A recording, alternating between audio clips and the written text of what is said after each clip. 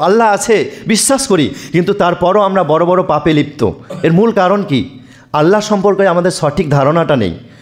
আপনি কোরআনের আয়াত যত বেশি জানবেন বুঝবেন, তত আপনার ঈমান মজবুত হবে, তত আল্লাহ সম্পর্কে ধারণা আপনার মজবুত হবে।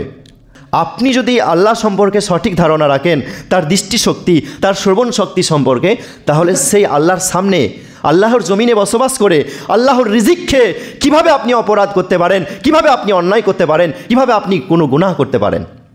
অথচ আপনি বলছেন আপনি ঈমান এনেছেন, আল্লাহ আছে বিশ্বাস করি, কিন্তু তারপরও আমরা বড় বড় পাপে লিপ্ত। এর মূল কারণ কি? আল্লাহ সম্পর্কে আমাদের সঠিক ধারণাটা নেই। আল্লাহর শ্রবণ শক্তি কেমন, আল্লাহর দৃষ্টিশক্তি কেমন, এগুলো আমরা জানি না। এ সমস্ত থেকে আমরা দূরে। সহিহ বুখারী কিতাবুত তাফসির বাবু তাফসিরি সূরাতুল মুজাদালা, তথ্যসূত্র দিলাম, হাদিসটি সহজে পেয়ে যাবেন। আম্মা জানা আয়েশা রাদিয়াল্লাহু আনহা তিনি বলছেন, আনা ফি নাহিয়াতিল বাইত, আমি ঘরের এক কোনায় আছি, ওয়া খাওলা বিনতে সালাবা তাস্তাকি লিজাওজিহা ইলা রাসূলিল্লাহি সাল্লাল্লাহু আলাইহি ওয়াসাল্লাম, এবং একজন মহিলা খাওলা বিনতে সালাবা তিনি তার স্বামী আউস বিন সামিতের ব্যাপারে অভিযোগ এনেছেন, শিকায়েত করছেন। কার কাছে? আল্লাহ তার রসুলের নিকটে, আল্লাহ রসুল সাল্লাল্লাহু আলাইহি ওয়াসাল্লামের নিকটে, যে আমার স্বামী আমার সাথে জিহার করেছে। এখন জিহার হচ্ছে একটা অপরাধ, কিন্তু জিহার কী জিনিস আমি সেদিকে যাচ্ছি না, তাহলে অনেক লম্বা হয়ে যাবে, বুঝতে পারলেন? ধরেন জিহার একটা অপরাধ, তো আমার স্বামী আমার সাথে জিহার করেছে, এ কথা বললেন কে? খাওলা বিনতে সালাবা রাদিয়াল্লাহু আনহা, তিনি রসুল সাল্লাল্লাহু আলাইহি ওয়াসাল্লামকে অভিযোগ করছেন। তো আম্মা জান আয়েশা রাদিয়াল্লাহু আনহা তিনি বলছেন যে আমি মানুষ, আমি সেই ঘরের ভিতরেই, ঘরের এক কোনায় আছি, রসুল সাল্লাল্লাহু আলাইহি ওয়াসাল্লাম এবং সেই মহিলা কথোপকথন করছেন, আমি দেখতে পাচ্ছি বিশ্বনবী সাল্লাল্লাহু আলাইহি ওয়াসাল্লামের ঠোঁটটি লড়ছে, নাড়াচাড়া করছে, এটা আমি দেখতে পাচ্ছি, কিন্তু কি বলছেন এটা আমি শুনতে পাচ্ছি না। সঙ্গে সঙ্গে আল্লাহ সুবহানাহু ওয়া তাআলা একটা সূরা অবতীর্ণ করলেন, সূরাতুল মুজাদালা, আয়াত নম্বর 1। আল্লাহ রাব্বুল আলামিন বলেছেন, বিসমিল্লাহির রহমানির রহিম, ক্বাদ সামিআল্লাহু ক্বাওলাল্লাতী তুজাদিলুকা ফী যাওজিহা ওয়া তাশতাকী ইলাল্লাহ ওয়াল্লাহু ইয়াসমাউ তাহাউরাকুমা ইন্নাল্লাহা সামিউন বাসীর। ক্বাদ সামিআল্লাহ, নিশ্চয়ই মহান আল্লাহ শুনে নিয়েছেন সেই মহিলার কথা, যেই মহিলা অভিযোগ করে তার স্বামীর ব্যাপারে আল্লাহ ও তার রাসূলের নিকটে। ওয়াল্লাহু ইয়াসমাউ তাহাউরাকুমা, আল্লাহ সুবহানাহু ওয়া তাআলা তিনি শুনে নিয়েছেন তাদের উভয়ের কথোপকথন, তথা বিশ্বনবী সাল্লাল্লাহু আলাইহি ওয়াসাল্লামের এবং সেই মহিলার কথোপকথন আল্লাহ শুনে নিয়েছেন।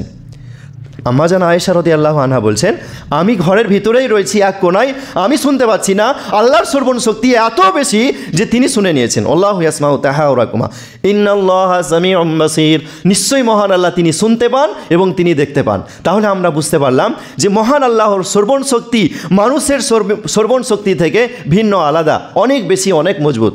বুঝতে পারলেন? এই হাদিস থেকে অনেক কিছু প্রমাণিত হয়। আমরা অনেকে আছি যে মুসলিম, কিন্তু তারপরও আল্লাহ সুবহানাহু ওয়া তাআলা তিনি সূরা ইউসুফের মধ্যে বলেছেন, সম্ভবত 12 নম্বর সূরায়, কি বলেছেন? যে অধিকাংশ মানুষ ঈমান আনা সত্ত্বেও তারা মুশরিক, মানে অনেক রকমের শিরকের কাজে লিপ্ত আছে। বুঝতে পারলেন? তো আমাদের মধ্যে অনেকেই অনেক পীর বাবাকে বা আরও হাবিজাবি আল্লাহ ছাড়া অন্য কিছুকে বিশ্বাস করি, অথচ সেটা একেবারে অপরাধ, বড় অপরাধ, তারপরও আমরা বিশ্বাস করি। তো এ বিষয়ে আল্লাহর শ্রবণ শক্তি দেখেন, আম্মা জান আয়েশা রাদিয়াল্লাহু আনহা তিনি হচ্ছেন সাহাবিয়া, তার মর্যাদা কত? সাহাবি বা সাহাবিয়াদের মর্যাদা অনেক বেশি, তাই না? প্লাস তিনি হচ্ছেন আল্লাহ রসুল সাল্লাল্লাহু আলাইহি ওয়াসাল্লামের স্ত্রী। তো একজন নবীর স্ত্রী প্লাস তিনি একজন সাহাবিয়া, তো তার থেকে বড় ওলি আর কেউ হতে পারে বলেন তো? তো তিনি বলছেন আমি ঘরের এক কোনায় থেকে আল্লাহ রসুল সাল্লাল্লাহু আলাইহি ওয়াসাল্লাম এবং সেই মহিলা কি বলছেন আমি কাছে থেকে শুনতে পাচ্ছি না। আর আপনি কি বিশ্বাস করেন যে একজন পীর বাবা সে ডাকবে আর সে কাবা ঘরে কুকুর তাড়বে, অথবা সেখান থেকে, অথচ সে বেকুব এতটা বুঝে না যে কাবা ঘরে কুকুর ঢুকবে কিভাবে? ওখানে তো সবসময় অ্যারাবিক পুলিশ গার্ড আছে এবং 24 ঘন্টা মানুষ সালাত আদায় করতেই আছে, সব সময় ওখানে মানুষ আছে, তাহলে কিভাবে কাবা ঘরে কুকুর যাবে বলেন তো? তো কথা হচ্ছে এরা মানুষকে এত বেশি ভুলের ওপর অটল রাখে, বুঝতে পারছেন? তো আল্লাহর শ্রবণ শক্তি আম্মা জান আয়েশা রাদিয়াল্লাহু আনহা তিনি বলছেন, তিনি সাহাবিয়া, তিনি রাসূলুল্লাহ সাল্লাল্লাহু আলাইহি ওয়াসাল্লামের স্ত্রী, তিনি বলছেন আমি শুনতে পাচ্ছি না। তাহলে বলেন, আপনি যদি আল্লাহ সম্পর্কে সঠিক ধারণা রাখেন, তার দৃষ্টিশক্তি, তার শ্রবণ শক্তি সম্পর্কে, তাহলে সেই আল্লাহর সামনে, আল্লাহর জমিনে বসবাস করে আল্লাহর রিজিক খেয়ে কীভাবে আপনি অপরাধ করতে পারেন, কিভাবে আপনি অন্যায় করতে পারেন, কিভাবে আপনি কোনো গুনাহ করতে পারেন। অথচ আপনি বলছেন আপনি ঈমান এনেছেন। আল্লাহ সুবহানাহু ওয়া তাআলা তিনি পবিত্র গ্রন্থ আল কোরআন সূরা নম্বর 3, সূরার নাম সূরা আল ইমরান, আয়াত নম্বর 102 আল্লাহ রাব্বুল আলামিন বলেছেন, ইয়া আইয়ুহাল্লাযীনা আমানুত্তাকুল্লাহ, হে ঈমানদারগণেরা তোমরা আল্লাহকে ভয় করো। ইয়া আইয়ুহাল্লাযীনা আমানুত্তাকুল্লাহ হাক্কা তুকাতি, আল্লাহকে যতটা ভয় করা দরকার, আল্লাহকে যেভাবে ভয় করা দরকার ঠিক সেভাবেই মহান আল্লাহকে ভয় করো। হাক্কা তুকাতি ওয়ালা তামুতুন্না ইল্লা ওয়া আনতুম মুসলিমুন, এবং তোমরা পরিপূর্ণ প্রকৃত মুসলিম না হওয়া পর্যন্ত মৃত্যুবরণ করো না। তো আমরা নিজেদের জীবনের গ্যারান্টি তো দিতে পারি না যে কখন মৃত্যুবরণ করব। তো সবসময় আপনাকে মুসলিম হয়ে থাকতে হবে, সবসময় মৃত্যুর জন্য তৈরি থাকতে হবে, বুঝতে পারলেন? সবসময় নিজেকে তৈরি রাখতে হবে আল্লাহর সাথে সাক্ষাৎ করার জন্য, যাতে আমি লজ্জিত না হই। সবসময় আমি তৈরি, যখনই আল্লাহ আমাকে নেবেন আমি সবসময় আল্লাহর কাছে জবাব দিতে পারবো। একেবারে নিজেকে তৈরি রাখতে হবে সবসময়, যে আমার কখন মৃত্যু হয়ে যেতে পারে, সবসময় নিজেকে প্রকৃত মুসলিম হিসেবে রাখতে হবে, বুঝতে পারলেন? কেন আল্লাহ কি বললেন? ওয়ালা তামুতুন্না, তোমরা মৃত্যুবরণ করো না মুসলিম না হওয়া পর্যন্ত।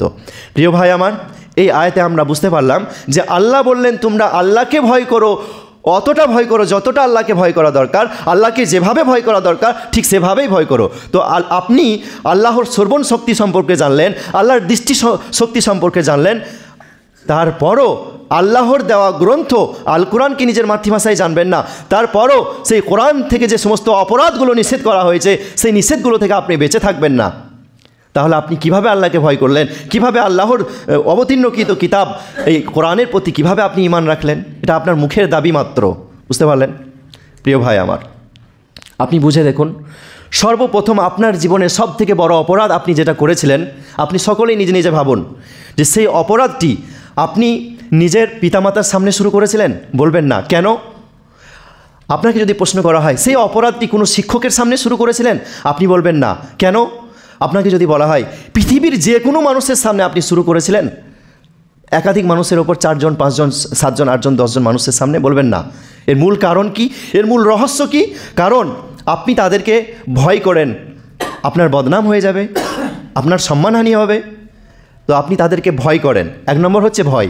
দ্বিতীয় নম্বর হচ্ছে আপনি নিজের পিতামাতাকে বা শিক্ষককে খুবই লজ্জা করেন, লজ্জার খাতিরে, ভয়ের খাতিরে। অথবা আরও একটা বিষয়, সব থেকে বেশি ভয়, সব থেকে বেশি লজ্জা, এগুলো কাকে করতে হবে? আল্লাহকে করতে হবে। সব থেকে বেশি সম্মান, আপনি নিজের পিতামাতাকে সম্মান করেন, তো সেই সম্মানের খাতিরে পিতামাতার সামনে করেননি, শিক্ষকের সামনে সেই কাজ শুরু করেননি। তো সব থেকে বেশি সম্মান, সব থেকে বেশি ভয়, সব থেকে বেশি লজ্জা, এই 3টি বিষয় সব থেকে বেশি পাওয়ার অধিকার রাখেন আল্লাহ সুবহানাহু ওয়া তাআলা। তো এই 3টি বিষয় যখনই আপনি বুঝে যাবেন, তখন আপনি সহজে কোনো পাপ করতে পারবেন না। তখন আপনার মাথায় আসবে যে সব থেকে বেশি লজ্জা করতে হবে আল্লাহকে, সব থেকে বেশি সম্মান করতে হবে মহান আল্লাহকে, সব থেকে বেশি ভয় করতে হবে মহান আল্লাহকে। তাহলে কেউ না দেখলে অন্তত আল্লাহ তো দেখছেন, আল্লাহর কাছে কিভাবে আমি জবাব দেব? তবে হবে আপনার ঈমান আল্লাহর প্রতি মজবুত।